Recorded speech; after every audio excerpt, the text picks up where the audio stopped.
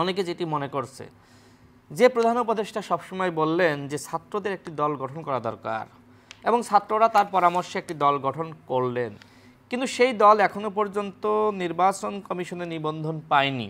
নির্বাচন কমিশনের পক্ষ থেকে বলা হয়েছে নির্বাচন কমিশনে নিবন্ধন পাওয়ার জন্য যে ধরনের শর্ত পূরণ করতে হয় সেটা তারা পূরণ করতে পারেনি, কিন্তু তারপরে প্রধান উপদেষ্টা নিবন্ধন তারা পাওয়ার আগে এই নির্বাচনের তারিখ ঘোষণা করে দিলেন।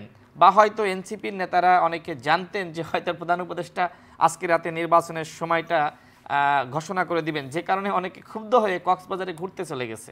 আমার কাছে যেটি মনে হয় যে রাষ্ট্রীয় একটি প্রোগ্রাম এবং খুবই গুরুত্বপূর্ণ দিন এবং ওই দিনের তারা নায়ক ছিলেন, সেই নায়করা তারা এই অনুষ্ঠানে না থেকে তারা চলে গেলেন কক্সবাজারে। এক, দ্বিতীয়ত আমি তাদের কয়েকজন নেতার বক্তব্য শুনেছি, যেমন হাসনাত আবদুল্লাহ প্রধান উপদেষ্টাকে টার্গেট করে অনেকগুলো বক্তব্য দিয়েছেন। তিনি বলেছেন যে প্রধান উপদেষ্টার স্বজনপ্রিয়তার একটি বড় উদাহরণ হলো এই স্বাস্থ্য উপদেষ্টা, যিনি নিজেই অসুস্থ, যার নিজের চিকিৎসা করানোর জন্য সারাক্ষণ তিনি ব্যস্ত থাকেন, তিনি কিভাবে দেশের মানুষের চিকিৎসা করাবেন। দেখেন, ব্যাপক একটা সমালোচনা করার পরে আমার কাছে মনে হয় প্রধান উপদেষ্টা ক্ষুব্ধ হয়েছে।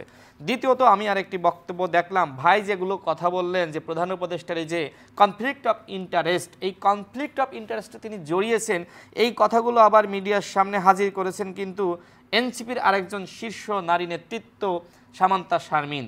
আমার কাছে এখন যেটি মনে হচ্ছে যে প্রধান উপদেষ্টা হয়তো যে এনসিপিকে কেন্দ্র করে স্বপ্ন দেখেছিলেন, যখন এনসিপির নেতারা তার ব্যাপক সমালোচনা শুরু করলেন তখন তিনি ক্ষুব্ধ হয়ে হয়তো নির্বাচনের তারিখটা দিয়ে দিয়েছেন। এই সমালোচনা কিন্তু সামাজিক যোগাযোগ মাধ্যমে আছে। এত এই কারণেই যে নির্বাচনের তারিখ ঘোষণা করবে, এটা আমি যেটা বললাম যে এটা একটা কারণ, মানুষ কিন্তু যেটা আমি এটা হলে একটু ক্লিয়ার করি, দেখেন মানুষের মধ্যে একটি অনাস্থার জায়গা ছিল যে এই সরকার বিএনপিকে সব থেকে বেশি অপছন্দ করে। বিএনপির মানে এরকম মনে হচ্ছিল যে কতিপয় উপদেষ্টার বক্তব্য আচরণ, কিন্তু হঠাৎ করে সরকার মনে হচ্ছে যে বিএনপির কাছে সারেন্ডার করেছে। অনেকে বলছে না যে বিএনপির কাছে মনে হয় সরকার সারেন্ডার করেছে, বিএনপির যে চাওয়া পাওয়া ছিল সরকার সব কিছু মেনে নিয়েছে। ফেব্রুয়ারিতে ইলেকশন বলেন, ঘোষণাপত্রে বিএনপির যে চাওয়া পাওয়া ছিল সেটাও মেনে নিয়েছে। এই জন্য অনেকে বলছে যে তাহলে কি সরকার এনসিপির উপর ক্ষুব্ধ হয়ে বিএনপির কাছে সারেন্ডার করলো, শেষ ভালো তা সব ভালো না, এটা অনেকে মনে করছে। আবার সরকারের এই ক্ষেত্রে আমার কাছে যেটি মনে হচ্ছে সরকার চিন্তা করছে যে আগামীতে আসলে রাষ্ট্র কে চালাতে পারবে।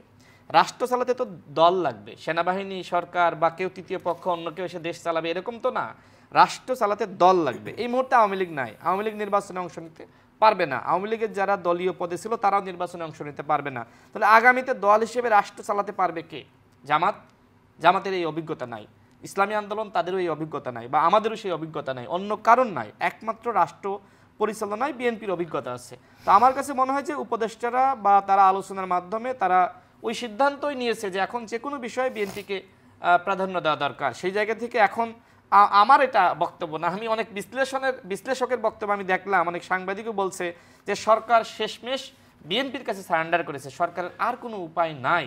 সরকার হয়তো ভাবছিল যে এনসিপি ভালো করবে, কিন্তু সর্বশেষ শহীদ মিনারে এনসিপির প্রোগ্রামটা নিয়ে অনেক বিতর্ক সৃষ্টি হয়েছে। তারা সেখানে 3 লাখ মানুষের সমাগম করতে চেয়েছিল, কিন্তু সেখানে আসলে ওইভাবে শহীদ মিনার পুরোটা ভরে নাই।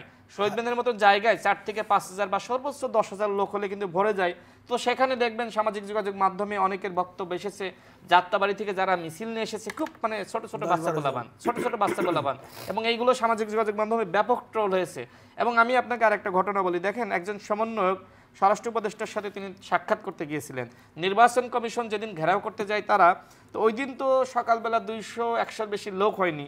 তো তিনি ক্ষুব্ধ হয়ে তাকে বললেন যে তোমরা এতদিন কি করলা, এত অল্প লোক নিয়ে তোমরা নির্বাচন কমিশন ঘেরাও করতে গেলা, তোমরা তো আমাদের মান-ইজ্জত মেরে দিলা।